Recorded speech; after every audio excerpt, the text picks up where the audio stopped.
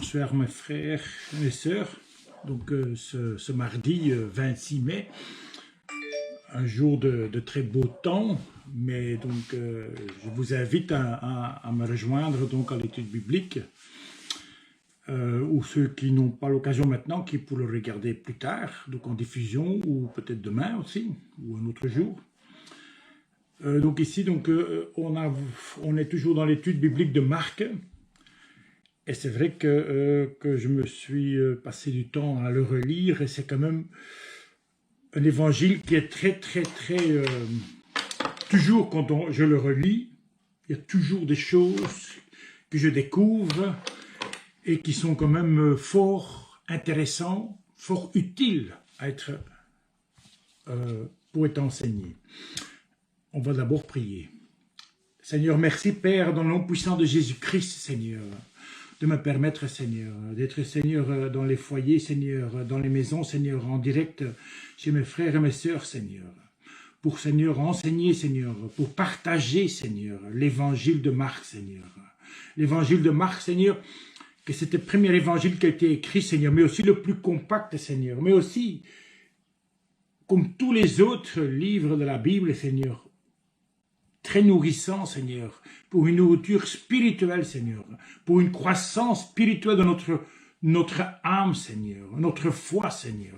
Merci, Seigneur, dans le nom puissant de Jésus-Christ, Seigneur, de toucher ton peuple, Seigneur, de toucher mes frères et mes sœurs, Seigneur, de toucher, Seigneur, à travers de cet enseignement, Seigneur, chaque personne, Seigneur, qui entend cet évangile, Seigneur. De même, Père, dans le nom puissant de Jésus-Christ, je demande à travers du Saint-Esprit, Seigneur, de révéler la parole, Seigneur, de déposer la parole sur mes lèvres, Seigneur, et de la révéler par toi, Seigneur. Que ce ne soit pas la chair qui annonce, Seigneur, mais que c'est l'Esprit de Dieu, Seigneur, et sur moi qui annonce ta parole, Seigneur. Merci, Père, dans le nom puissant de Jésus et du Saint-Esprit. Amen. Comme je vous disais déjà dans ma prière, c'est impressionnant donc, de relire les évangiles. Et c'est vrai que chaque fois, on apprend plus. Et souvent, on dit, tiens, donc je vais uniquement parler de ça ou ça, mais il y a tellement de choses intéressantes qu'il faudrait presque parler de tout l'évangile. Et c'est pour ça que c'est vrai que les évangiles, si on veut les lire, si on veut bien les comprendre, il faut les lire en entièreté. Pas question de lire un petit peu, non. Il faut le lire, prendre des notes et peut-être rechercher ce qu'on annonce donc à travers les prophètes qu'on avait déjà annoncé avant, aller le rechercher pour bien comprendre le contexte qu'on avait annoncé la parole. On est arrivé au chapitre 9. Donc on avait terminé le chapitre 9, versets 12 à 13, et j'étais ici, j'avais préparé à partir du chapitre 9, verset 14. Donc c'est le fameux chapitre où la guérison d'un démoniaque. Là aussi, il y a pas mal de choses intéressantes à parler, hein. Je ne sais pas ceux qui ont lu l'évangile, j'espère que vous l'avez lu pour bien comprendre ce que je veux vous dire, mais ce qui est important de savoir, c'est que je vais vous lire les 2 premiers versets. Donc, Marc 9, 14, lorsqu'ils reviennent vers les disciples, ils virent autour d'eux une grande foule et des spécialistes de la loi qui discutaient avec eux. Verset 15. Dès que les gens ont vu Jésus, ils ont été surpris et ils sont accourus vers lui pour le saluer. Verset 16, il leur demanda, de quoi discutez-vous avec eux? Le contexte ici, le Seigneur donc avait laissé faire, vous savez que le Seigneur avait déjà envoyé les disciples travailler 2 à 2, et les disciples étaient occupés avec des gens, même une grande foule des spécialistes de la loi qui discutaient avec les disciples, Et dès que les gens ont vu Jésus, ils se sont approchés de Jésus. Et le Seigneur, il a voulu simplement savoir aux disciples, de quoi parlez-vous avec eux? Donc le Seigneur demande à la foule, de quoi vous parlez avec les disciples? Et qu'est-ce qu'ils disent? Donc ils répondent, il y a quelqu'un qui répond, ah, ils n'ont pas su. On a demandé de chasser un esprit, ils n'ont pas su le faire. Donc ça c'est le verset 18. Hein. Verset 19, le Seigneur répond, génération incrédule, leur dit Jésus. Jusqu'à quand je serai encore avec vous? Jusqu'à quand je devrais vous supporter? Amenez-le-moi. Donc le Seigneur, il reprime même devant le peuple, devant la foule, les disciples. Donc emmène-moi ce démoniaque. Donc c'est cette personne qui est possédée par le démon. Et donc le monsieur demande, le papa de cet enfant, donc de ce jeune homme, il demande. Donc le Seigneur demande au Père, depuis combien de temps est-il comme ça? Et alors le papa lui répond, depuis son enfance. Et cet esprit, donc le verset 22, donc ce démon qui vit en mon fils, il pousse mon fils à se jeter dans le feu, à terre, et dans l'eau pour le faire mourir ou noyer. Donc ce démon, c'est un démon de suicide, ça. Hein? Donc c'est même un démon, peut-être qu'il y avait plusieurs démons, mais c'est un démon qui pousse à brûler ce jeune homme, qui pousse à suicider ce jeune homme dans l'eau. Et c'est vrai que ça devait être une vie intenable. Parce que si vous le voyez bien, le Seigneur Jésus lui dit, si tu peux, tout est possible à celui qui croit.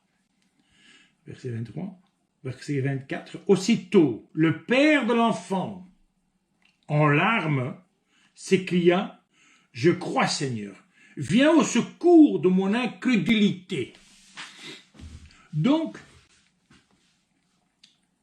le Seigneur me dit, donc au verset 19, « Génération incrédule. »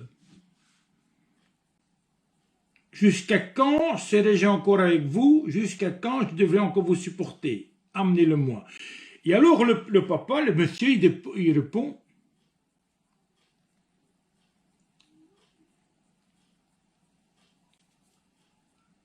je crois. Et je vais venir faire le verset. Donc, verset 24, aussitôt le père de l'enfant, en larmes, en pleurant, il s'écria, « Je crois, Seigneur, viens au secours de mon incrédulité. » Souvent, il y a des choses qui ne se font pas parce qu'on n'est pas sûr, on n'a pas la foi ni la croyance. Le Seigneur nous a promis, nous a affirmé. Le Seigneur nous a promis le Saint-Esprit. Le Saint-Esprit est là. Le Seigneur nous a promis plein de choses. Ces choses sont arrivées dans nos vies. Et le Seigneur a promis aussi, a proclamé qu'on fera des grandes choses. On chassera des démons. Est-ce qu'on réellement on croit ça? On est vraiment ces croyants? Parce que on dit souvent qu'on est des chrétiens. Mais les chrétiens, ce n'est pas que des chrétiens, ce sont des croyants. Ils croient ce que le Seigneur a promis et a prêché, et a dit. Est-ce qu'on croit réellement qu'on a cette force, cette capacité, cette don de chasser les démons, de guérir les malades? Est-ce qu'on a vraiment ça? Tu sais, parfois, certains pasteurs ont déjà vécu. Et parfois, certains disciples, sans être pasteurs, ont déjà vécu des expériences. Moi-même, avant d'être vraiment, donc je travaillais déjà dans l'église, mais avant d'être consacré même, j'ai déjà vu des choses quand j'ai prié pour quelqu'un, quelqu'un qui est dans une chaise roulante, et donc il a été guéri, et aujourd'hui, même aujourd'hui, donc autant d'années après, il n'a plus jamais touché sa chaise roulante. Pour vous dire que c'est là, ça ne sert à rien de prier si on a des doutes ou si on n'a pas la sûreté à l'intérieur de nous. Vous allez voir que dans le chapitre 9, 10, 11, donc dans les chapitres qui vont venir, c'est la foi qui doit grandir. L'évangile de Marc est fait, donc c'est une construction. C'est pour ça que j'aime bien cet évangile, c'est une construction. À chaque fois qu'il y a un chapitre, à chaque chapitre, il y a une construction vers quelque chose de plus fort. C'est pour ça qu'il est intéressant de le lire. Donc, le Seigneur guérit. Donc, verset 25, le Seigneur a menacé l'esprit impur en lui disant « Esprit muet et sourd, je t'ordonne, sors de cet enfant et n'y rentre plus. » L'esprit sortait de l'enfant en poussant des cris et en le secouant très violemment. L'enfant devient comme mort, de sorte que beaucoup disaient qu'il était mort. C'est une libération, une très vilaine libération qu'il y a eu. Donc le Seigneur a chassé ici le démon, donc c'est une guérison, une libération. Pour ceux qui comprennent pas bien ce que c'est une libération, donc il a libéré d'un démon qui avait pris possession de ce corps, qui avait pris comme foyer, comme maison, le corps de ce jeune homme. Le Seigneur a dû l'ordonner avec force, avec autorité. Tu sais que l'autorité, sans autorité, on ne sait pas chasser un démon. Dans une prière, si on vous priez pour quelqu'un, si vous ne prenez pas l'autorité de l'air qui vous entoure, vous n'arrivez à pas modifier ou chasser un démon, ou peut-être même, rien qu'une prière, cette prière, elle n'a pas d'impact si vous ne prenez pas l'autorité de cette prière. C'est important de pouvoir prendre l'autorité. On ne sait pas prendre l'autorité comme ça. Il y a toute une chose autour, et vous allez le voir, que le Seigneur répond lui-même. Inutile d'aller prier comme ça, sans qu'on ait préparé spirituellement, sans qu'on ait préparé même mentalement, même personnellement. Si ta vie n'est pas en ordre avec Dieu, ça ne sert à rien que tu ailles prier pour quelqu'un, parce que ça n'apportera aucun fruit, ni du bénéfice pour la personne pour laquelle tu vas prier. Donc avec l'autorité, verset 28, quand Jésus entre dans la maison, ses disciples lui demandant en privé, pourquoi n'avons-nous pas pu chasser cet esprit? Verset 29, il leur dit, cette espèce-là ne peut sortir que par la prière et par le jeûne. Pour tous les esprits, il faut se préparer. Pour toute prière, si tu vas prier pour quelqu'un, si tu vas prier même pour l'évangélisation de quelqu'un, inutile de partir non préparé. Il faut se préparer, il faut se sanctifier, il faut se purifier. Tu sais, dans l'Ancienne Alliance, ceux qui priaient à Dieu, ils passaient tout un rite avant d'aller prier. Ouais. Vous voyez dans le temple tabernacle, dans le désert, ils devaient se laver, ils devaient se purifier, ils devaient s'échanger des vêtements blancs, de nouveau des autres. Ça, c'est rituel. Nous, on doit se purifier, se laver aussi. Ça veut dire que si on ne prie déjà pas pour nous, en demandant le pardon pour nos péchés, le pardon de quelqu'un, ou si on a parlé mal de quelqu'un, on ne va rien changer ni rien faire. On va porter aucun fruit dans notre prière et dans notre façon de prier, ni de chasser un démon, ni de libérer quelqu'un à travers d'un démon qui le possède ou une maladie. Il est important de prier Et on ne va jamais à la guerre spirituellement sans se préparer dans le jeûne. Ça peut être un jeûne qu'on proclame soi-même, mais il faut le tenir. Si tu dis je jeûne, je vais jeûner par exemple 3 jours ou 1 jour ou 3 jours pour quelque chose, et la foi d'arriver au bout de ce jeûne aussi, pour que tu puisses jeûner fermement, et c'est là que le Seigneur va agir avec toi.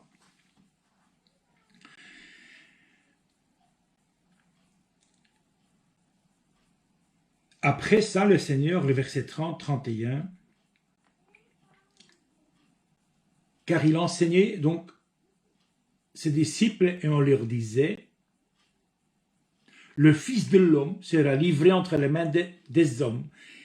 Ils le feront mourir et 3 jours après avoir été mis à mort, il va ressusciter.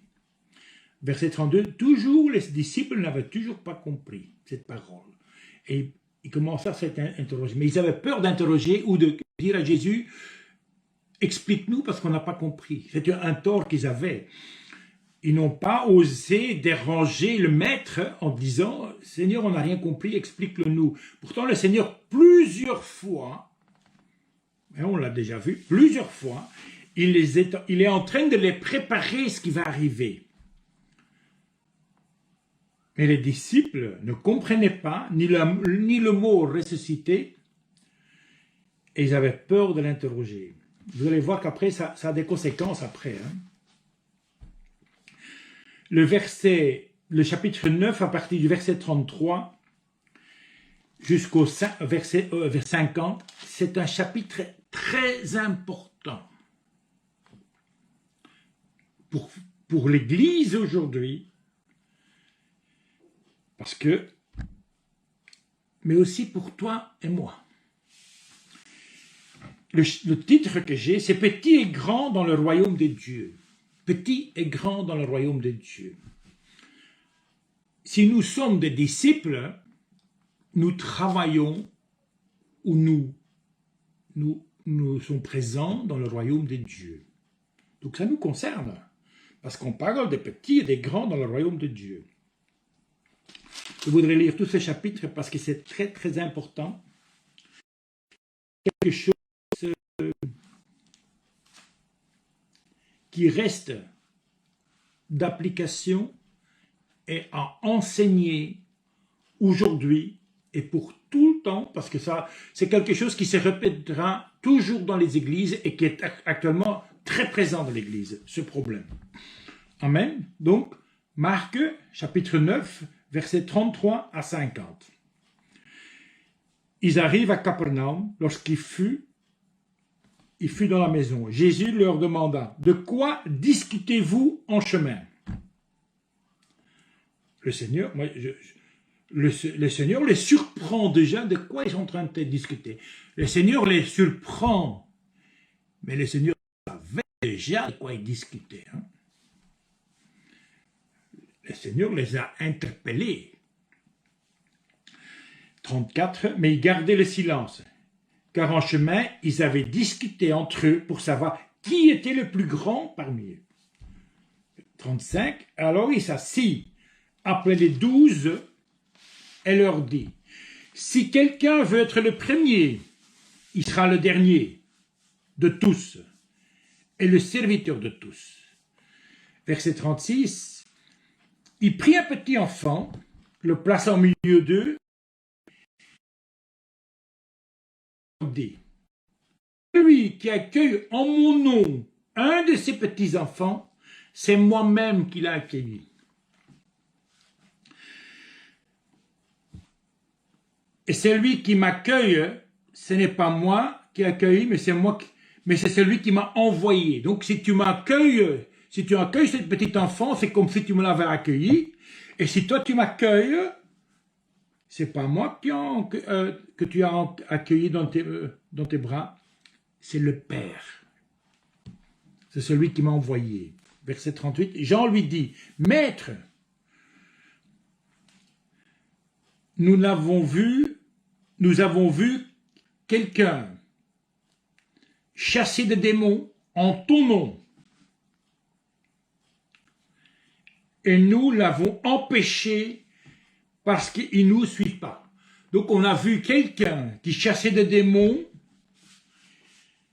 en ton nom, au nom de Jésus, mais on l'a dit qu'il ne pouvait pas faire ça parce qu'il ne fait pas partie de notre groupe.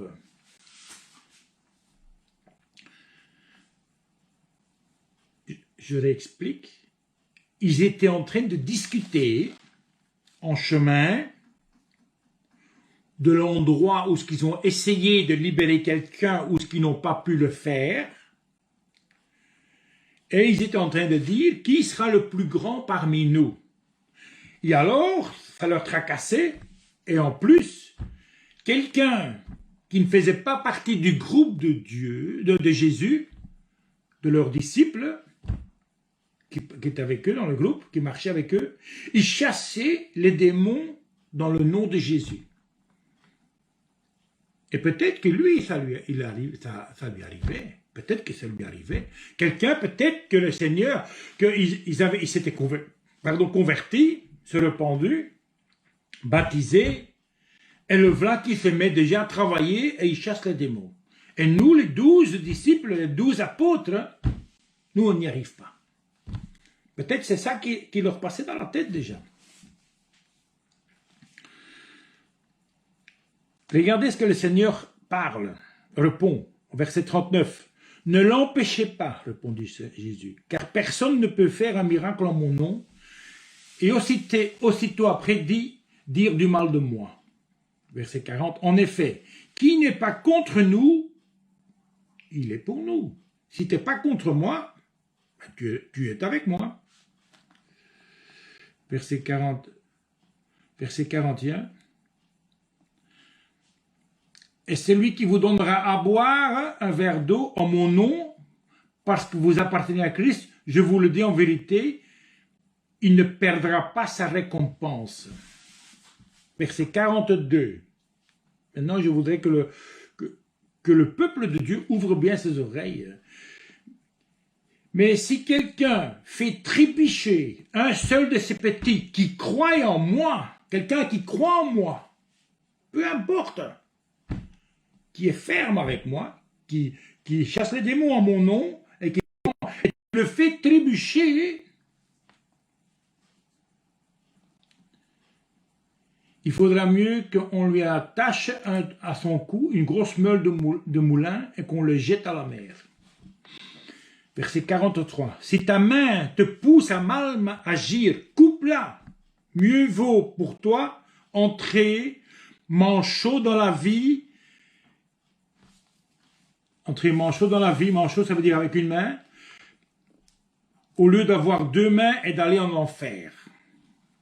Quand on dit manchot dans la vie éternelle, parce que si tu as une main qui agit toujours mal, et quand on dit une main, qu'est-ce qu'une main mal peut faire? C'est de voler, un exemple, c'est de voler ou quelque chose, il faut mieux la couper, parce que si elle continue à voler, tu vas finir à l'enfer. Verset 44, là où le ver ne meurt pas et où le feu ne s'éteint pas. Verset 45, si ton pied pousse à mal agir, coupe-le, mieux vaut pour toi être boiteux dans la vie éternelle que d'avoir les deux pieds et d'être jeté en enfer. Verset 46, là où le ver ne meurt pas et où le feu ne s'éteint pas. Verset 47. Si ton œil te pousse à mal agir, ça veut dire que tu es quelqu'un qui regarde avec des yeux d'envie, ou de possession, ou de séduire avec des yeux, il faut mieux l'arracher, hein? Faut mieux l'arracher. Arrache-le, mieux vaut pour toi entrer dans le royaume de Dieu avec un seul œil que d'avoir deux yeux et être jeté dans l'enfer de feu. Enfer de feu, là où le ver ne meurt pas et où le feu ne s'éteint jamais. Verset 49. En effet, tout homme sera salé du feu, et tout sacrifice ferait saler du sel. Verset 50, « Le sel est une bonne chose, mais il perd sa saveur. Avec quoi la lui rendez-vous? Ayez du sel en vous-même et soyez en paix les uns avec les autres. » Ici, c'est très complexe. Donc, il y avait déjà, donc ils se discutaient entre eux. Vous allez voir que ça va encore s'empirer. Ils discutaient entre eux avec eux, donc le chapitre 9, 33, 50, qui était, quand on dit petit et grand, qui sera plus important que moi, qui sera moins important que moi, il y avait déjà un peu de jalousie qui s'installait. Et il commence à s'interroger, qui sera le plus grand? Est-ce qu'il sera plus important que moi, oui ou non? Le Seigneur est clair là-dessus. Celui qui est en train de faire une compétition dans le royaume de cieux, dans le royaume de Dieu, il va se perdre. Il n'y a pas de place pour la compétition, aussi bien pour des sacrificateurs, pour des ouvriers de Christ, pour des gens, pour ceux qui ont déjà des ministères. Il n'y a pas, c'est vrai, parfois on peut avoir un ministère parce que Dieu l'a mis en place, mais c'est pas pour ça que l'orgueil doit monter. Le danger des hommes, c'est que souvent, quand on les met, on les met dans une fonction, ou qu'on les consacre, le danger, c'est que l'orgueil prend le dessus. Et c'est pour tout homme et femme. C'est vrai, mes frères et sœurs, soyez soumis à ceux qui vous conduisent. La parole dit ça, c'est pas moi qui dis ça. La parole dit que vous soyez soumis à ceux qui vous guident. Mais soyez aussi que ceux qui vous guident, c'est pas à vous de les juger, c'est Dieu qui va les juger, qui vous conduisent humblement et dignement. Et qu'entre vous, le Seigneur parlait à ses 12 apôtres, donc ce sont des apôtres, ce sont quand même, l'apôtre c'était quand même donc ses disciples à lui, donc c'était les 12 choisis de Christ, c'était quand même des personnes que le Seigneur avait mis en avant, avait mis en importance devant le peuple. Et il y avait déjà cet esprit, donc cet esprit qui sera plus important, tu sais, il y a eu plusieurs raisons pour cette question qui s'est posée. Le Seigneur, plusieurs fois, il a dit, donc l'homme, le Fils de l'homme, il va être tué, il va devoir souffrir, et peut-être que certains vont commencer à penser qui va le remplacer,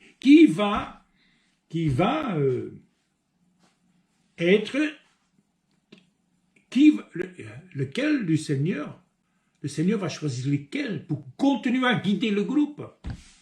Peut-être que tout ça avait déjà travaillé dans leur tête. Donc le Seigneur, à plusieurs reprises, il les avait déjà annoncé qu'ils devaient souffrir, qu'ils devaient aller mourir, et que puis après il va ressusciter. Mais ils ne comprenaient pas. Et je pense que dans ce contexte-là, il y avait déjà des choses qui tournaient dans leur tête. Qui va remplacer Jésus quand il ne sera plus là, ou quand il partira, ou quand il va peut-être partir au ciel. Mais toutes ces choses travaillaient déjà dans leur tête. Le ministère, donc chapitre 10, le Seigneur rentre dans Judée. Moi, ce qui me choque, c'est que le Seigneur rentre en Judée. Donc, les premiers 12 versets, chapitre 10, concernent le divorce. Ils avaient des questions concernant le divorce. Je ne vais pas tout lire. Les premières questions, qui peut venir avec des questions comme ça? Normalement, on aurait pu croire que c'était des païens. Des gens qui ne connaissaient pas la parole, des gens qui ne connaissaient pas Dieu, qui auraient pu poser des questions comme ça. Bon, ici, en Judée, ce sont les pharisiens. Ils l'abordent pour lui tendre un piège. Ils voulaient savoir qu'est-ce qu'il va nous raconter concernant ce divorce. Le verset 3, le Seigneur dit, qu'est-ce que Moïse a dit? Qu'est-ce que Moïse prescrit? Le verset 5, ça je vais vous le lire, ça je voudrais vous le lire, le verset 5 jusqu'à 9. Jésus leur dit, c'est à cause de la dureté... Allez, donc, quand Jésus dit, donc le verset 3, que dit Moïse? Alors, la réponse, les pharisiens ils répondent, Moïse dit, il nous est permis d'écrire une lettre de divorce et de renvoyer notre femme. Ça, c'est la réponse des pharisiens. Jésus répond là-dessus, c'est à cause de la dureté de votre cœur que Moïse vous a donné cette règle. Ce n'est pas un commandement, c'est une règle. Mais au commencement de la création, Dieu a fait l'homme et la femme. Verset 7. C'est pourquoi l'homme quittera son père et sa mère et s'attachera à sa femme. Verset 8. Et les deux ne feront plus qu'un. Ainsi, ils ne sont plus deux, mais seuls ne font que un. 9. Que l'homme ne se sépare donc pas ce que Dieu a uni. Voilà la réponse de Christ. C'est vrai, parce que c'est vrai, Moïse, Dieu a donné la possibilité, a donné une explication à Moïse, une possibilité, parce que le cœur des hommes était très dur.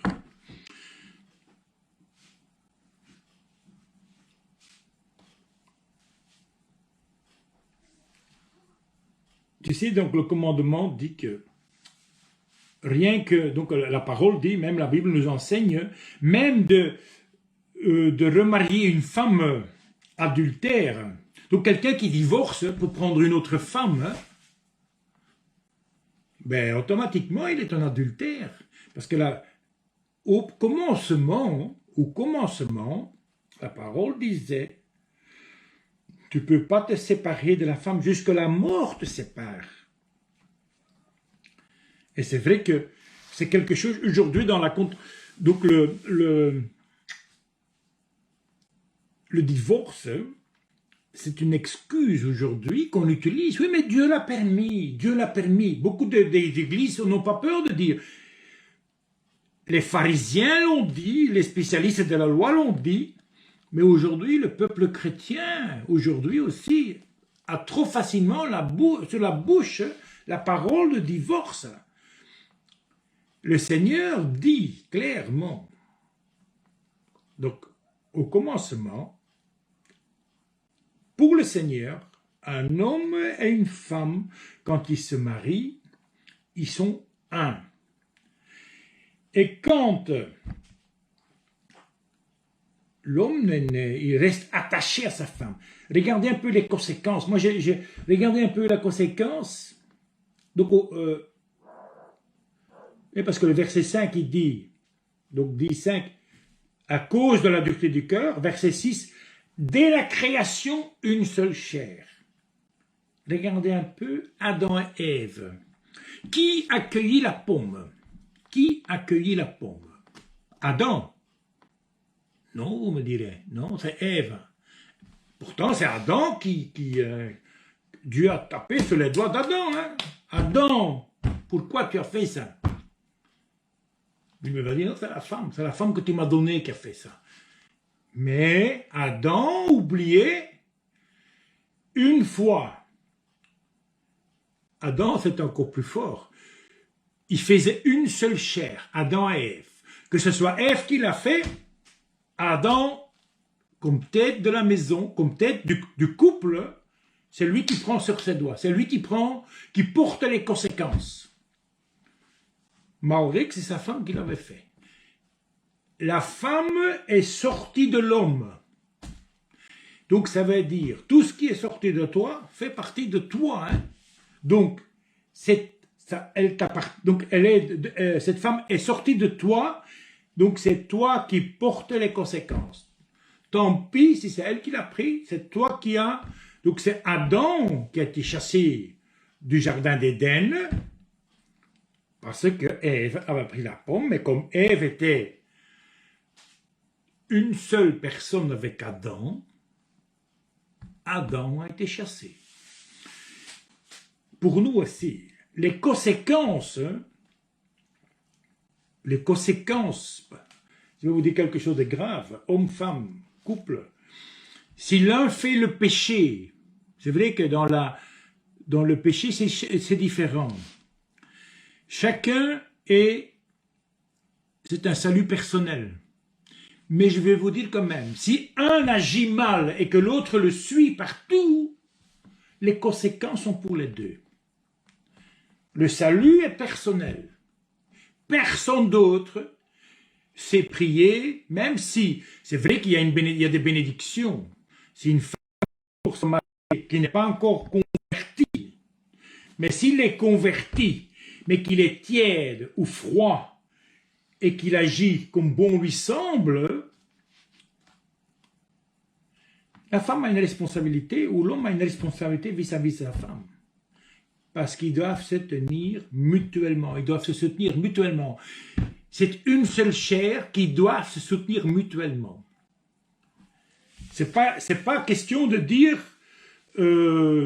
oui, tant pis, moi je vais à l'église, moi je participe. Non, la personne a aussi le devoir de soulever son épouse pour qu'elle reste ferme dans le Seigneur. C'est un peu différent si la femme est convertie. Un exemple, vous avez un couple qui ne connaissait pas le Seigneur. Un des deux rencontre le Seigneur et s'est converti. Un des deux. L'autre n'est pas encore converti.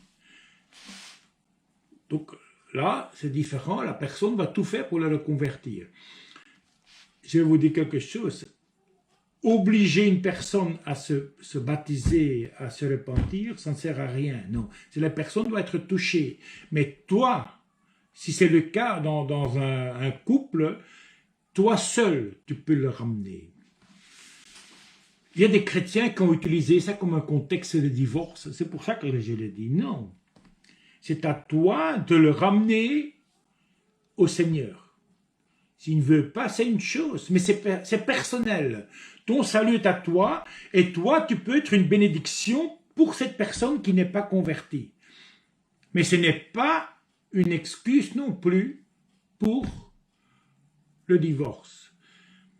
Le divorce, le mariage est scellé par Dieu. Tout mariage, même un mariage, tu sais, le mariage, c'est devant l'assemblée des hommes, devant les autorités du village. Donc à travers les siècles, ça a changé. Donc la façon de faire le mariage, les autorités, c'est Dieu qui les a mis en place. C'est les autorités d'un pays, les autorités de la commune, les autorités, c'est Dieu qui a créé ce système, qui a mis en place, et c'est ceux-là qui ont le mandat, les autorisations pour faire le mariage. Souvent, il y a quelque chose qui est mal prononcé. Il y a un seul mariage. Il y a des gens qui disent « je me suis marié à la commune, mais je ne me suis pas encore marié à l'église ou je vais me marier à l'église ». Non, alors tu dois d'abord divorcer.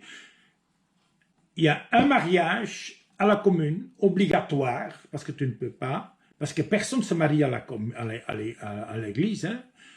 Tu peux faire bénir ton couple, ton alliance devant le Seigneur. Mais les autorisations, les inscriptions dans le livre, dans les extraits, dans les papiers, c'est ceux qui font à la commune. On parle de mariage, mais le Seigneur ne va jamais divorcer quelqu'un. Jamais. Jamais. Jamais, jamais, jamais. Jamais le Seigneur va divorcer quelqu'un. Jamais. Ça n'existe pas. Le Seigneur unit, mais il ne va jamais le séparer. Dieu peut te donner une bénédiction, d'avoir une épouse. Dieu peut t'enlever une bénédiction. Il va l'enlever autrement. Hein. Regarde ce qui s'est passé dans le livre de Job. Regarde ce qui s'est passé. C'est pas séparé, non, c'est par la mort. La femme est morte, il a perdu ses enfants. Dieu bénit, Dieu peut éprouver. Donc, dans certains cas de l'Ancienne Alliance, il y a des exemples où ce que le Seigneur a repris, a fait mourir la personne. Donc, mais le divorce, ce n'est pas de Dieu. Ça, c'est uniquement des hommes. Ce sont les hommes qui ont voulu, qui ont demandé même, à cause de leur dureté de leur cœur, que ça a été inscrit dans les commandements, pas dans les 10 commandements, dans les 630 lois de Dieu, concernant le mariage. Et il fallait faire une carte, il fallait leur donner autant. Regardez un peu il y a des exemples dans la Bible. Pendant leur captivité, les Juifs avaient pris, donc ils ne pouvaient pas prendre des femmes étrangères. Ils avaient pris des femmes étrangères. Et quand on a reconstruit le temple, donc livre de Néhémie, Néhémie, hein, surtout, à la fin, on dit, aïe, on va réinstaurer, on a construit le temple et tout. Et quand tout le monde était là, panique, parce que tous ces hommes sont revenus avec des femmes étrangères. Là, on a renvoyé beaucoup de femmes avec leurs enfants. Oui, parce qu'ils n'étaient pas juifs. Mais c'est à cause du cœur. Si les hommes leur cœur a été séduit à prendre comme épouse des femmes étrangères, après, parce qu'ils ont revenu à leur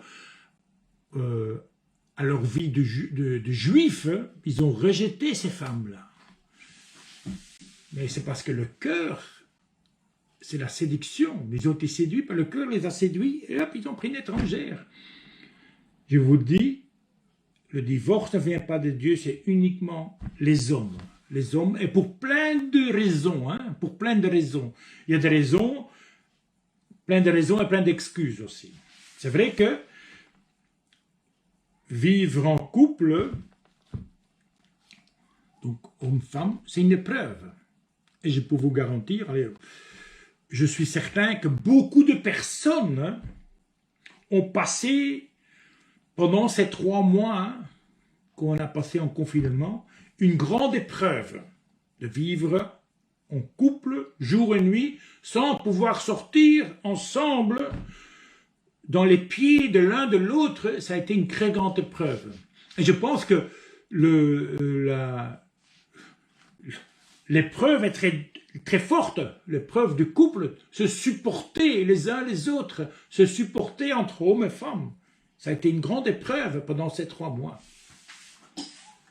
Pour beaucoup, je peux vous le dire.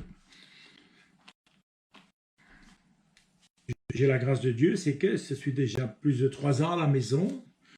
On a de l'espace, on peut s'éloigner un peu, mais c'est vrai que je plains les personnes qui sont dans un petit appartement où qui sont les pieds l'un sur les autres. C'est vrai que c'est une épreuve et c'est là que le Seigneur va éprouver donc la chair, donc une seule chair, les deux, une seule chair.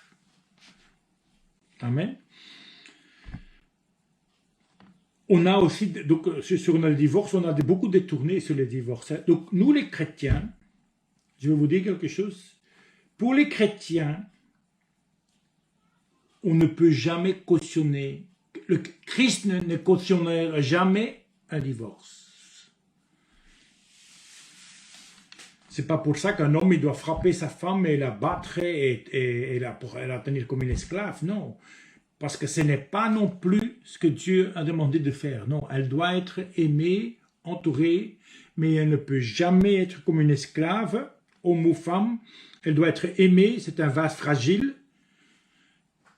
Mais n'abusez pas de ça. Le Seigneur donc vous a fait... Donc c'est une aide, elle t'aide, elle t'accompagne. C'est une compagne qui est toujours avec toi. Pour ne pas que tu sois seul. Il n'est pas bon que l'homme soit seul. Amen. Mais c'est en amour et en la protégeant que l'homme ou la femme doivent être vis-à-vis de l'un de l'autre. Donc, l'Église ne peut pas cautionner un divorce. Par contre, allez, moi personnellement, si je verrais des chrétiens, je ne sais pas si on peut encore appeler ça des chrétiens alors, hein, un homme chrétien qui bat sa femme, qui boit, qui est sous tous les jours et qui dispute et qui prend le bâton pour frapper sa femme, ce n'est pas une vie pour cette femme. Hein, donc, et je ne peux pas, je dis des chrétiens, mais ce n'est pas une altitude de chrétien, je vous le dis. Hein. Donc il est normal qu'une femme comme ça ne reste pas comme ça chez un homme pour se faire frapper. Mais ce n'est pas l'altitude d'un chrétien. Donc normalement dans la vie du vrai chrétien, il n'y a pas de place pour le divorce. Et normalement, on n'est pas de demi-chrétiens, on est des vrais chrétiens. Ici aussi, donc tout à l'heure, le Seigneur a marqué, donc en chapitre 9, donc Marc 9, 33, « Petit et grand dans le royaume de Dieu ». Et en chapitre 10, le Seigneur revient de nouveau avec les petits-enfants, à partir du verset 13. Il donne un exemple avec les versets 13, les petits-enfants et l'homme riche. Les petits-enfants, c'est chapitre 10, versets 13 à 16. Qu'est-ce que le Seigneur, je vais vous le lire, des gens, donc verset 13, les gens lui ramenaient des petits-enfants afin qu'il les touche, mais les disciples leur firent des reproches. Verset 14, voyant cela, Jésus fut indigné et leur dit, laissez les petits-enfants venir à moi et ne les empêchez pas. Et là, le Seigneur donne une explication importante pas pour les petits-enfants, mais plutôt pour les grands personnes, les adultes. Car le royaume de Dieu est pour ceux qui leur ressemblent. Verset 15, je vous le dis en vérité, c'est lui qui n'accueille pas le royaume de Dieu comme un petit enfant, il n'y rentre pas. Verset 16, prit les petits, il les met dans ses bras, et il posait les mains sur eux. Comme Jésus se mettait, donc ici on va parler de l'homme riche, verset 17, comme Jésus se mettait en chemin, un homme accourut et se jetait à genoux devant Jésus. Et il lui dit, bon maître, lui demande-t-il, que dois-je faire pour hériter de la vie éternelle? C'est quelque chose qui doit nous parler aussi. À chaque fois, donc c'est pour ça que cet évangile est important aussi de le lire. 18, Jésus lui a dit, pourquoi m'appelles-tu bon? Personne n'est bon, si ce n'est que seulement Dieu. Verset 19, tu connais les commandements? Tu ne commettras pas d'adultère, tu ne commettras pas de meurtre, tu ne commettras pas de vol, tu ne porteras pas de faux témoignages, tu ne feras pas faire du à personne, honore ton père et ta mère. L'homme, verset 20, il lui répondit, maître, j'ai respecté tous ces commandements dès ma jeunesse. Verset 21, l'ayant regardé, Jésus, il aimait cette personne. Et il lui dit, le Seigneur voit quelque chose. Il te manque quelque chose. Je vois qu'il te manque quelque chose. Et le Seigneur lui dit, va vendre tout ce que tu as, donne-le aux pauvres, et tu auras un trésor dans le ciel. Puis après, tu viens, tu charges ta croix, et tu me suis. Verset 22. Mais l'homme, il s'assombrit, il devient tout blanc, tout noir. Il devient de cette parole. Et il s'en alla tout triste, car il avait des grands biens. Une réflexion là-dessus.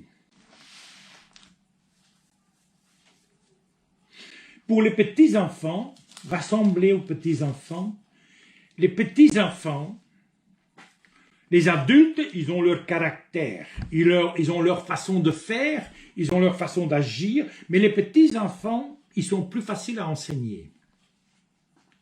Ils acceptent plus facilement à être enseignés. Les adultes, ils ont souvent pas envie. Ils peuvent même se rebeller en disant « Oui, mais ça j'aime pas ça, moi. Ça, non, hein. » Qu'un enfant, il va le faire sans rouspéter. Peut-être qu'il va bouder un peu, mais sans rouspéter, il va le faire. Il ne va pas contester l'enfant, ni rejeter ou être déçu. Non. Cette altitude, c'est ça qu'on doit avoir. Si, comme nouveau chrétien, après le baptême, si on n'a pas cette attitude comme un petit enfant qui veut apprendre, qui veut grandir spirituellement, qui accepte l'enseignement, sans accepter, oui mais ça va pas, ça je garde, non, ça je déchire cette feuille-là, ça je prends pas, ça je prends pas, ça je prends pas, ça je prends pas. Ça c'est l'adulte, les grandes personnes. Mais les enfants, ils vont prendre toutes et ils vont pas commencer à choisir les beaux morceaux ou ce qui leur convient le mieux. L'histoire de l'homme riche, c'est un peu comme ça aussi. Donc l'homme riche, c'est donc chapitre 10, verset 17 au 31. Il arrive, moi je pourrais presque dire avec un mot séducteur, « Bon maître, bon maître, que dois-je faire pour avoir la vie éternelle ?»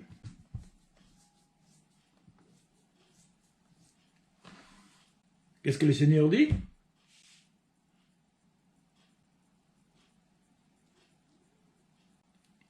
Est-ce que tu connais les commandements? Si le Seigneur te dit, est-ce que tu connais les commandements, ça veut dire, est-ce que tu te soumets à ces commandements? Est-ce que tu vis ces commandements? Les commandements, on les trouve dans le livre d'Exode. Il y a deux pierres. La première pierre se trouve en Exode, donc en Exode 20, de 1 à 11 plus ou moins, de 1 à 11. Et la deuxième pierre en Exode, chapitre 20, de 12 à 16. La première pierre, c'est tout pour Dieu. Tu n'auras qu'un seul Dieu, tu ne serviras pas d'autre Dieu, tu n'utiliseras pas le nom de Dieu indignement, etc. Et l'Exode 20, verset 16, chaque chrétien, il doit vivre ces commandements. Je ne dis pas les lois de Moïse, non, les commandements de Dieu. À quoi bon de dire je suis chrétien, mais de ne pas respecter le commandement? Donc Exode 20, 12 à 16. Amen. 12 à 18. Honore ton père et ta mère. Je suppose que tous les chrétiens font ça.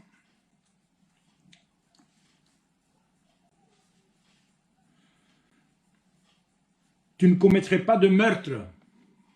Ben évidemment, tous les chrétiens ne font pas de meurtre. Verset 14, tu ne commettrais pas d'adultère. Ben évidemment, les chrétiens ne font pas ça. Ne participent pas à ces choses. Verset 15, tu ne commettrais pas de vol.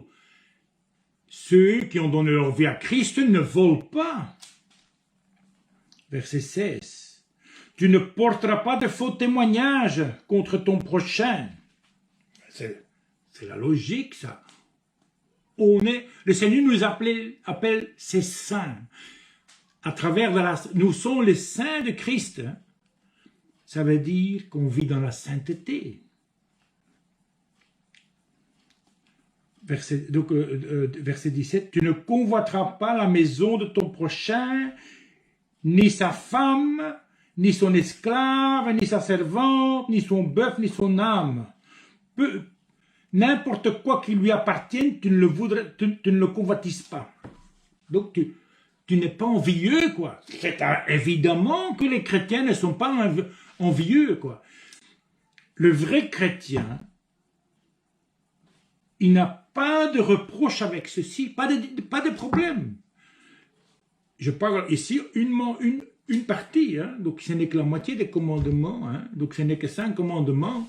Donc les commandements, il n'y a pas de... C'est quelqu'un d'honnête, il ne vole pas, il ne fait pas de faux témoignages. Pour ceux qui ne comprennent pas ce que c'est, donc ils sont en paix avec tout le monde, ils aiment son prochain, comme ils sont en paix. Le Seigneur peut venir à l'improviste, ils sont en paix avec toute personne, avec tous leurs proches.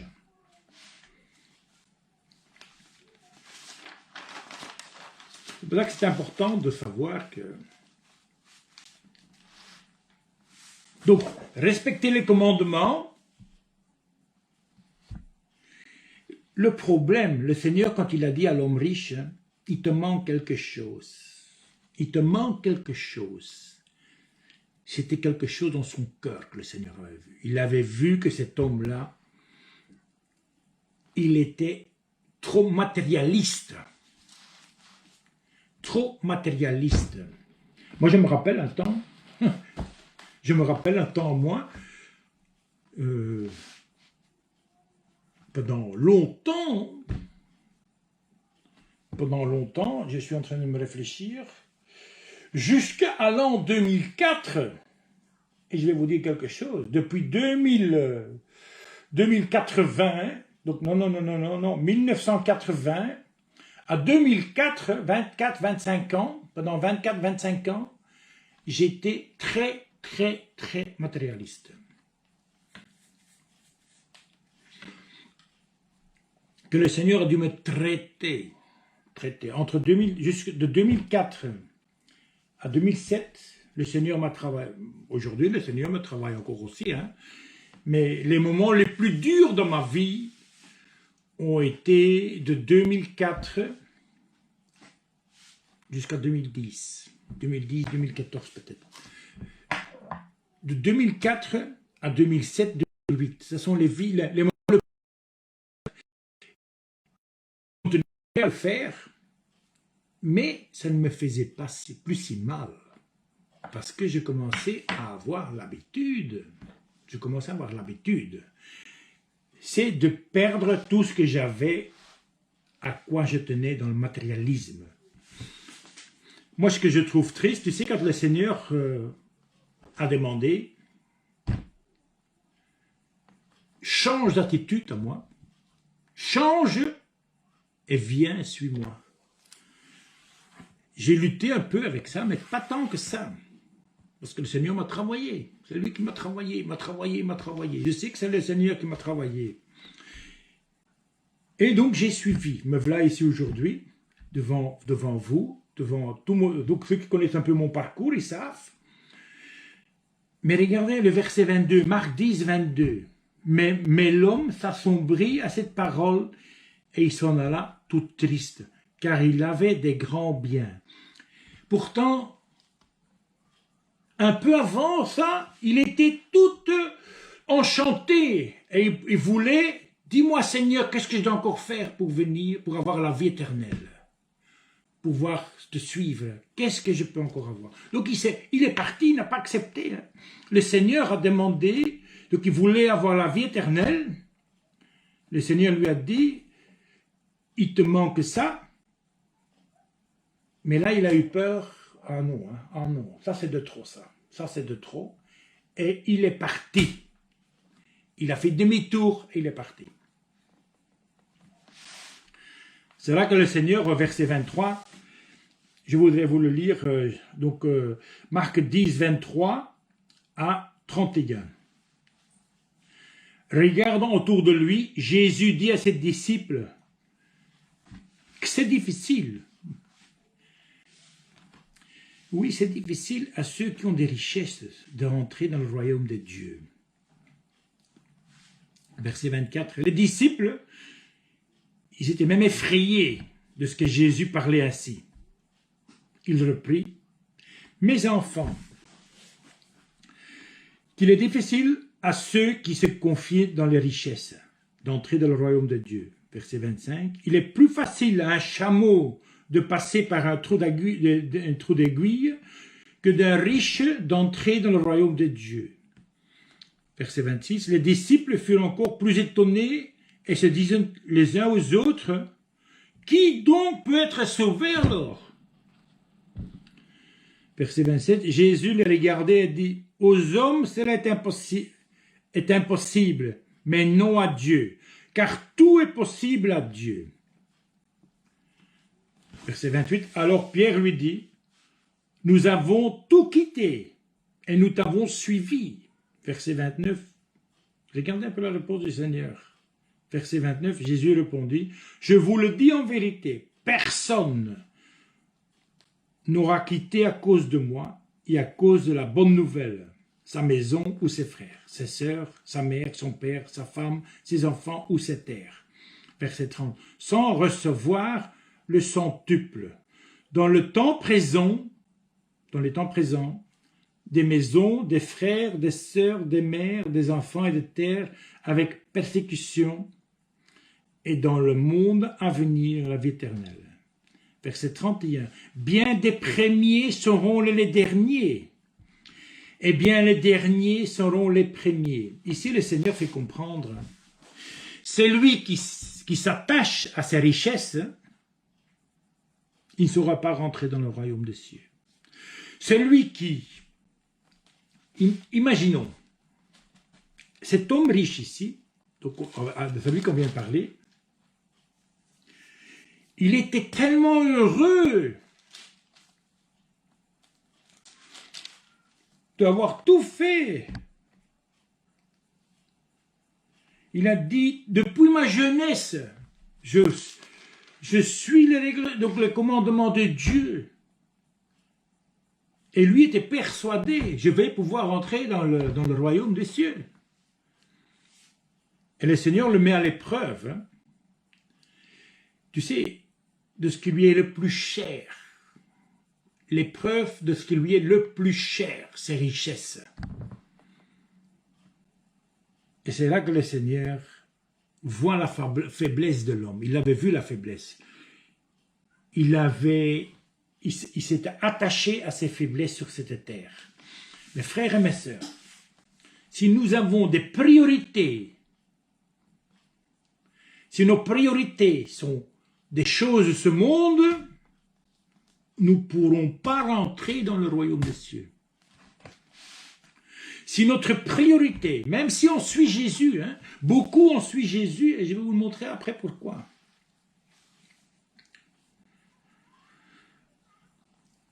Beaucoup ont suivi Jésus, donc beaucoup,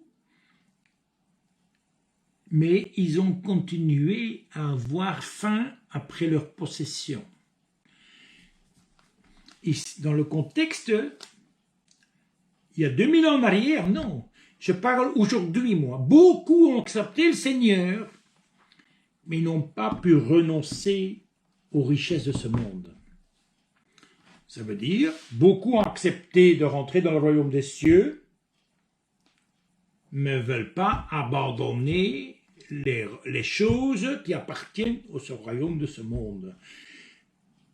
Ça ne va pas ensemble, ça ne va pas de pair, ça. Tu ne pourrais pas tu n'emporteras rien d'ici. Donc, à quoi bon de te tracasser pour ce que tu es en train de faire ici? C'est vrai qu'on a tous besoin de vivre, de manger, donc de travailler pour pouvoir manger et de vivre et de dormir. On a tous besoin. Mais je veux dire, ça ne doit pas être ta priorité. Si ta priorité est d'abord les choses du monde, et que tu peux prétendre que c'est pas comme ça, que c'est le Seigneur est ta priorité, mais que tu es en train d'avancer pour les choses du monde, tu es perdu, ton âme est perdue. À travers de ces 3 mois, croyez-moi que beaucoup de personnes vont être mises à l'épreuve. 3 mois, quand je dis 3 mois, et encore les 4 mois qui vont venir, les 7 prochains mois, donc les 3 mois, pendant une période de 7 mois, beaucoup vont être éprouvés. Beaucoup vont s'éloigner du Christ même. Hein. Beaucoup vont se refroidir. Beaucoup vont s'en aller. Ils vont quitter. Parce que ils ne vont pas supporter de tout lâcher, de tout abandonner.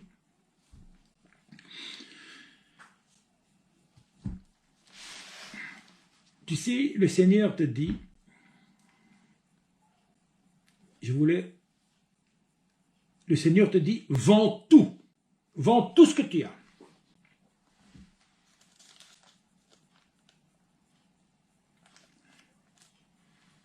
Puis quand tu reviens, n'oublie pas de porter ta croix. Et puis, tu continues à me suivre. Vends tout pour me suivre, donc vends tout. Donc le Seigneur t'appelle, viens, viens. Je vais faire de toi un pécheur des hommes et des femmes. Donc je vais faire de toi un ouvrier en Christ. Je parle à vous là. Hein. Viens, je viens, je t'appelle. Le Seigneur dit, je vous appelle et je vais vous faire de vous de disciples. Vends tout ce que tu possèdes, tout ce qui t'est cher. Donc change tes priorités dans ta vie. Viens, porte ta croix et continue à me suivre. Il y a une signification très profonde là-dessus. Vendre tout, tu sais, ce n'est pas question du matériel, non, mais qu'est-ce qui t'est le plus cher? Parfois, on peut le dire autrement. Quel est ton Isaac que tu n'arrives pas à sacrifier? Regarde un peu Abraham, il était prêt à sacrifier son fils. Quel est ton Isaac? Porte ta croix. Ça veut dire, le Seigneur dit, non, non, non, donne-moi ta croix, je vais te la porter. Non, le Seigneur dit, porte ta croix. Suis-moi, donc elle continue à suivre. Le Seigneur a fait avec ses disciples. Qu'est-ce que le Seigneur a fait avec ses disciples pendant qu'ils ont suivi? Pendant les 3 ans et demi qui sont restés avec lui, qu'est-ce que le Seigneur a fait à ses disciples? Les enseigner, les enseigner, les enseigner, les enseigner, les enseigner, pour qu'ils puissent être prêts. Si le Seigneur t'appelle, c'est que tu dois sacrifier quelque chose qui t'empêche d'avancer, qui t'empêche de suivre Christ. C'est peut-être quelque chose de symbolique pour toi. Mais c'est peut-être quelque chose qui réellement t'empêche à suivre le Seigneur. Porte ta croix. C'est aussi, il y a des charges, il y a des obligations. Il y a un poids à porter, il y a un poids à porter. Suivre Christ, ce n'est pas simplement aller le dimanche à l'église. Non, il y a un poids à porter, il y a un réel poids à porter. Et alors, continue à me suivre. Le Seigneur les a fait. Si vous avez lu les évangiles, si tu lis les évangiles, ça parle uniquement enseigner, enseigner, enseigner. Les autres lettres, c'est se rappeler l'enseignement, se rappeler l'enseignement, se rappeler l'enseignement. La lettre pastorale, c'est ça, hein? La Bible, c'est en permanence, c'est un cycle pour ne pas s'éloigner du bon chemin.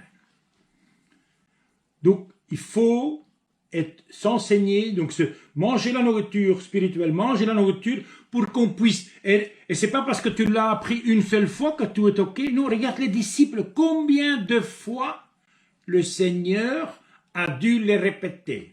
Combien de fois, pas compris, ils ont peur de leur demander parce que le Seigneur les reprenait, hein, donc ils n'avaient pas compris, mais ils n'osaient même plus le dire. Combien de fois, c'est la même chose pour toi et moi. Combien de fois on pense qu'on a tout compris, mais en réalité, on n'est pas sûr, ou on a des doutes. il est important, surtout dans les moments qui vont venir, de continuellement être en communication, en communion avec la parole. Jésus est là. On a le Saint-Esprit à l'intérieur de nous. Mais si tu veux vraiment connaître le Seigneur, Dieu encore plus, tu peux le lire. La parole est venue vivre parmi les hommes. Aujourd'hui, dans le temps de Jésus, n'oubliez pas ça, souvent on a difficile à comprendre ça. Quand les apôtres ont porté cette parole, il n'y avait pas de livre, hein? C'était de bouche à oreille, tellement qu'on leur avait rentré dedans. La parole, tellement qu'on l'avait lue, et lue, et lue, les gens la connaissaient. Ils la connaissaient par cœur. Ils pouvaient la répéter par cœur. Aujourd'hui, la grâce de Dieu est avec nous, parce qu'on a tous des Bibles à la maison. Tous, plus. Et on en a plus qu'un. On en a un pour tous les jours et pour toutes les heures, si on le veut. Hein. On a la parole en permanence avec nous. La parole est en permanence avec nous. Mais est-ce qu'on connaît la parole? Si la parole est en permanence avec nous, ça veut dire qu'on devrait bien la connaître. Donc, il y a des conséquences de suivre Jésus. Il y a des conséquences de suivre Jésus.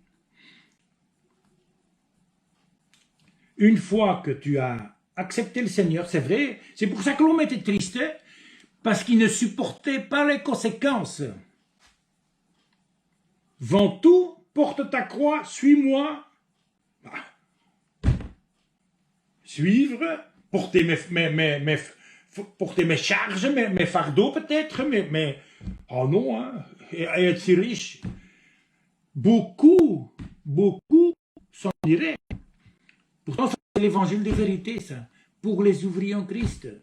Il n'y a pas d'autre endroit. Si tu veux rentrer dans le royaume des cieux, c'est comme ça. C'est le seul chemin. Avec ta croix, sans rien, tu vas rentrer avec tes poids, tes fardeaux. Et continuellement de la nourriture spirituelle. Apprendre. Suivre, le mot suivre. Dans la Bible, le mot suivre veut dire quelque chose. Dans tous les évangiles, on enseigne qu'il faut renoncer à soi-même. Tu sais, renoncer à tous tes biens, c'est renoncer à soi-même. Hein. Si tu n'arrives pas à te renoncer à soi-même, il y a un problème. Renoncer à une deuxième chose, à le moi. Moi, je suis ça, moi, j'ai ça, moi, je fais comme ça, moi, ça, moi, ci, moi, ça. Il faut renoncer à soi-même et renoncer à le moi. Donc les 10 commandements de Dieu, c'est tout pour Dieu et tout pour ton prochain. Mais pour toi, pour le moi, il n'y a rien. Mais il n'y a rien. Tu sers ton Dieu et tu sers ton prochain. Donc les 2 tables, 5 commandements, 5 commandements, 5 pour Dieu, pour servir Dieu, et 5 pour servir ton prochain, ou respecter ton prochain. Servir Dieu, respecter Dieu, servir ton prochain et respecter les biens de ton prochain. Mais rien de toi. Donc on te demande uniquement ça. Mais pour toi, le Seigneur n'a rien, donc Dieu n'a rien donné pour le moi. Il n'y a rien qui est écrit pour le moi. Donc il faut mettre sa vie en jeu pour Jésus. Ça, c'est suivre Jésus. Suivre Jésus, c'est renoncer à soi-même, renoncer à le moi, mettre sa vie en jeu pour Jésus. Ma vie n'a pas de valeur sans toi, Seigneur. Ma vie n'a pas de valeur si je ne te sers pas, Seigneur. porter la croix. Dans les 4 évangiles, donc dans Marc, Matthieu et Luc. Donc en Marc, Matthieu, Luc, on nous demande de porter cette croix. Qu'est-ce que c'est de porter une croix? Qu'est-ce que Jésus a fait sur la croix? Qu'est-ce que Jésus a fait sur la croix? Oui. Jésus est mort sur la croix. Oui, il a porté sa croix pour mourir. La parole nous enseigne, et je vous l'enseigne de même, on doit mourir à soi-même. Le vieil homme doit mourir. Si le vieil homme ne meurt pas, c'est que tu ne portes pas ta croix. Si tu n'arrives pas à mourir toi-même, tu ne portes pas ta croix. Donc il faut renoncer à soi-même, mourir soi-même et continuer à suivre l'évangile, toute la nouvelle alliance et l'ancienne alliance est bon pour être enseigné. Mes frères, mes sœurs, le 3e point, donc continue à me suivre. Ne te perds pas en chemin. Ne te perds pas en chemin. Le chemin de l'enseignement. Ne te perds pas sur ce chemin. Continue à me suivre. Reste rapproché à moi. Ne t'éloigne pas de trop. Ne prends pas trop de distance parce que tu vas plus me revoir. Tu risques de te tromper de chemin. Quelqu'un qui s'éloigne de l'enseignement, de l'évangile de vérité, il va tomber sur un mauvais chemin, sur une évangile qui n'est pas la bonne évangile. C'est pour ça qu'il faut continuer à suivre avec les pas, marcher, pour que tu puisses suivre le bon enseignement, jusque quand tu seras prêt. Et on n'a jamais fini d'apprendre l'évangile. Jamais on a fini d'apprendre. Jamais. Tu peux être 10 ans, 20 ans, 30 ans, 40 ans, 50 ans dans l'évangile, tu n'as jamais fini d'apprendre l'enseignement. Parce que c'est une parole qui vit. Et quand ça vit, ça bouge, ça parle, ça va te parler à toi, ça va te parler personnellement. Donc, les conséquences d'avoir accepté Jésus, parce que on a des conséquences. On a accepté le Seigneur Jésus, oui ou non? Oui. Alors, il faut assumer les conséquences. Renoncer à soi-même, renoncer à le moi, et porter ta croix. Et porter la croix, comme le Seigneur l'a fait, peu ont envie de le faire, hein. Moi, je vous le dis, peu ont envie. Certains sont morts pour l'évangile. Certains sont morts pour l'évangile. Est-ce que je ne pousse personne à mourir pour l'évangile, hein, mais on devrait être prêt à mourir pour l'évangile. Prêt à mourir. Mourir soi-même. Vivre pour Christ. Mourir, que cette vieille personne ne vienne plus jamais à la surface. Amen. Et alors, continuer à recevoir cet enseignement. Ne pas se distancer, pas laisser de distance entre le Seigneur et l'enseignement. Parce que tu peux te perdre en chemin. Tu peux avoir du retard. Et ça, c'est très dangereux pour toi.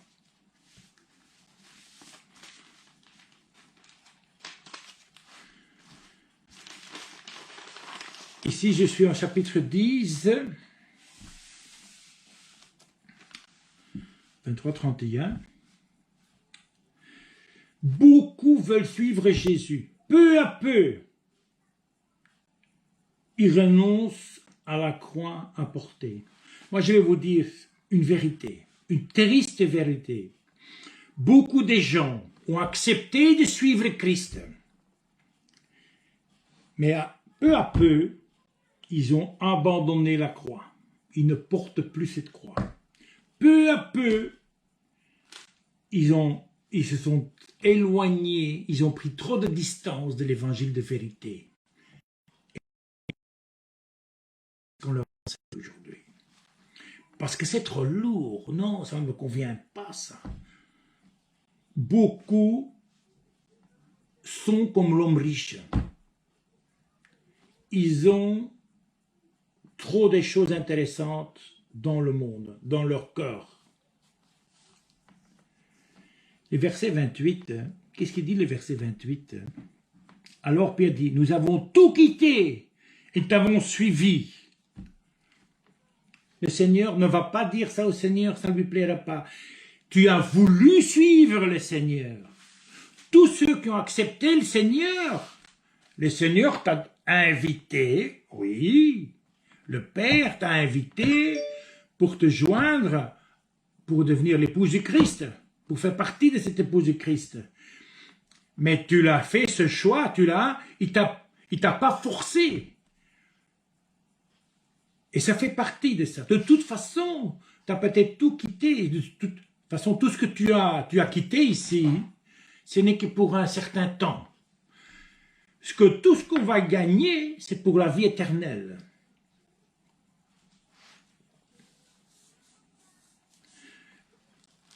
Je pensais faire après, donc le verset 32, 34, je vais vous le lire.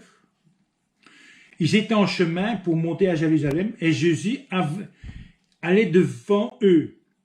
Les disciples étaient effrayés et ceux qui les suivaient étaient dans la crainte. Jésus prit de nouveau les 12 avec lui et commençait à leur dire ce qui allait lui arriver. 33. Nous montons à Jérusalem et le Fils de l'homme sera livré aux chefs des prêtres et aux spécialistes de la loi. Et ils le condamneront à mort et le livreront aux non-juifs. Verset 34. Ils se moqueront de lui, ils cracheront sur lui, le fouetteront et le feront mourir. Et le 3e jour, après, il va ressusciter. Ici, le Seigneur leur parle encore une fois. Ils étaient en chemin pour Jérusalem et les disciples étaient effrayés. Et ceux qui les suivaient étaient dans la crainte. Donc tous ceux qui accompagnaient Jésus avaient peur. Ben oui, le Seigneur avait enseigné que le Fils de l'homme allait se faire prisonnier, qu'il allait se faire souffrir beaucoup. Et c'est vrai que ça leur passait dans la tête, hein, ils avaient peur, la crainte était là, la crainte. Et encore une fois, il leur explique ce qui va arriver.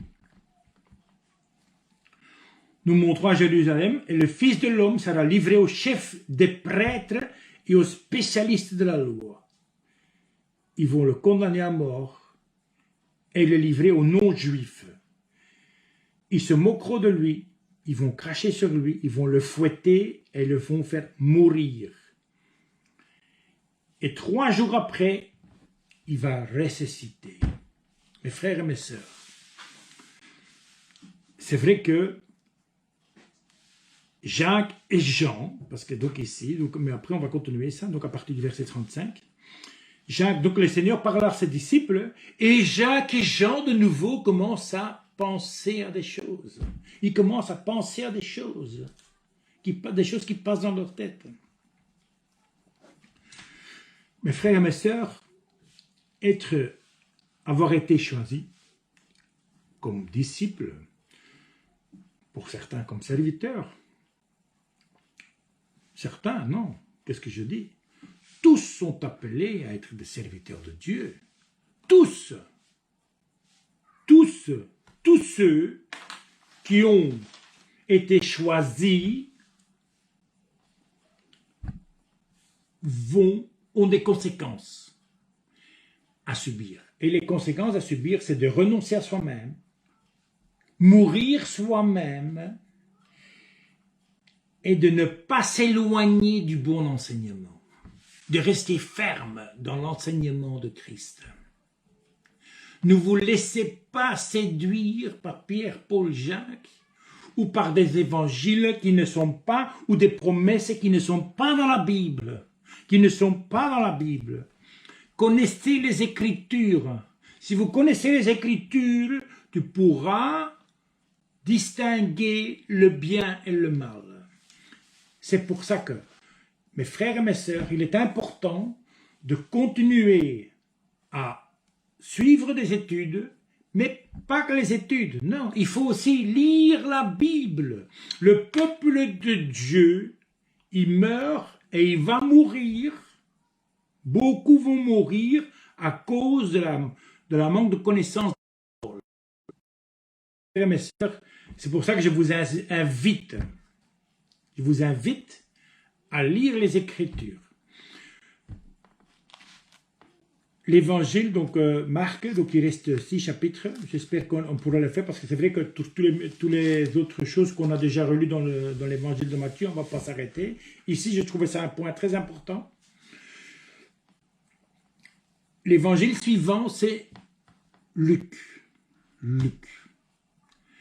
Vous aussi, vous pouvez être quelque chose, quelqu'un, un instrument dans l'œuvre de Dieu.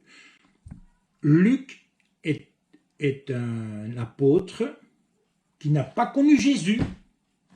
Non, il n'a pas connu Jésus. Et en plus de ça, il n'est pas juif. Donc c'est quelqu'un qui était païen, qui s'est converti et qui a écrit, donc c'est dans la Bible actuellement, dans les 66 livres, il y a 2 livres écrits par un ancien païen, par un non-juif. Donc c'est important de savoir que même les ouvriers de Dieu d'aujourd'hui, ils ont une signification plus tard. Ils ont un rôle à faire pour plus tard. C'est pas question d'être écrit dans... C'est pas question de dire « Ah, je vais me retrouver dans la Bible » ou quoi. Non, mais pour vous dire que une fois qu'on est en Christ, le Seigneur ne fait plus la différence. Donc l'évangile de Luc, c'est un évangile un peu plus grand à lire. Donc Luc, c'est un docteur. Donc c'est un évangile avec un autre contexte. Je vous invite déjà à commencer à le lire, se préparer, des notes. Je ne reçois pas des questions, mais au début, j'en ai eu 1 ou 2 que j'ai répondu. Mais n'ayez pas peur, si vous avez une question ou quoi, n'ayez pas peur de me la demander. Je suis à votre disposition, parce que c'est mon rôle. Mon rôle, c'est aussi ce que le Seigneur attend de moi pour vous aider là-dedans. Donc, préparez déjà, donc dans l'évangile de Luc, l'évangile de Luc, Luc a écrit l'évangile de Luc, mais aussi le livre des Actes, qui est l'histoire de l'Église primitive. Donc la première Église primitive. Donc c'est important de le savoir, que c'est déjà quelqu'un qui n'était pas juif, qui n'avait pas les racines juives, rien du tout, qui a tout de suite s'est dévoué à l'œuvre de Dieu. C'est une personne qui a renoncé à soi-même, une personne qui est mort soi-même, donc le vieil homme est mort, et il a continué à être ferme dans l'évangile et dans l'enseignement. Et à son tour, il a su mettre en papier. Il ne faut pas oublier que les apôtres que le Seigneur a choisis, les apôtres, la plupart ne savaient pas écrire. Ben oui, c'était normal. Ils étaient quoi? Quel était le métier de ces apôtres? Des pêcheurs. Ils comptaient uniquement les poissons, et encore, c'était au kilo, je pense. Hein? Donc, ce n'était pas à la pièce. Donc, eux étaient des pêcheurs, et ce n'était pas leur préoccupation. Donc, le Seigneur les a fait venir des disciples, Luc, ici, Marc, allez, son vrai nom de Marc est Jean, pour aider les Écritures. Il y a eu d'autres Écritures comme ça aussi, mais c'est uniquement dans le but, c'est d'être des écrivains, des secrétaires, des apôtres. Et toi aussi, tu peux être un instrument de Dieu, sans que tu t'en rends compte, pour préparer prendre des notes, suivre des enseignements. Dieu t'a donné des talents, Dieu t'a équipé. Mais avant ça, tu dois renoncer à toi-même. Tu dois porter ta croix. Et tu dois suivre toi-même. Tu ne peux pas porter un enseignement si toi-même tu n'es pas d'accord ou tu ne l'as pas encore appris ou tu n'as pas encore lu la parole. Amen. Ici, on va arrêter à jeudi prochain. Seigneur, merci Seigneur pour ce moment, Seigneur, de partager, Seigneur, l'évangile, Seigneur. C'est vrai que, Seigneur, cet évangile, Seigneur, concernant de mourir, que le vieil homme doit mourir, Seigneur. Les choses qui nous attachent ici sur cette terre, Seigneur. Seigneur, dans le nom puissant de Jésus-Christ, à travers du Saint-Esprit, Seigneur, je voudrais, Seigneur, que tu parles à chacun, à chaque frère, chaque sœur, à chaque personne, Seigneur, qui va entendre ce message, Seigneur, cet enseignement, Seigneur, qui puisse renoncer, Seigneur, à lui-même, Seigneur, qui puisse renoncer, Seigneur, à sa vieille créature, Seigneur, qui puisse, Seigneur, porter sa croix, Seigneur, mais aussi, Seigneur, qui puisse, Seigneur, grandir, Seigneur, pas pour lui, Seigneur, mais pour l'œuvre de Dieu, Seigneur, spirituellement, dans l'enseignement, Seigneur, dans l'évangile de vérité, Seigneur, mais rien que dans l'évangile de vérité, Seigneur. Merci, Père, dans le nom puissant de Jésus-Christ, pour ce temps, Seigneur, pour ce moment, Seigneur. Merci, Seigneur, de m'avoir permis, Seigneur, de partager ce moment avec mes frères et sœurs. Je demande, Père, dans le nom puissant de Jésus-Christ et du Saint-Esprit, de bénir chaque personne, de chaque foyer, Seigneur. En particulier, Seigneur, l'Église, le tabernacle David, maison d'adoration, Seigneur. Dans ces temps difficiles, éloignés les uns des autres, Seigneur. Je sais que, Seigneur, on va tout doucement, Seigneur, aller vers un retour. Des moments difficiles nous attendent encore, Seigneur, pour ton Église, Seigneur. Mais je sais que, Seigneur, le plan de Dieu, Seigneur, c'est de continuer à porter l'Évangile, Seigneur. Que la parole de Dieu, Seigneur, puisse être annoncé, Seigneur, et que l'enseignement de Dieu puisse continuer à être porté, Seigneur. Merci, Père, dans le nom puissant de Jésus et du Saint-Esprit. Amen et Amen. Je vous salue, mes frères et mes sœurs, à jeudi, 19h. Amen.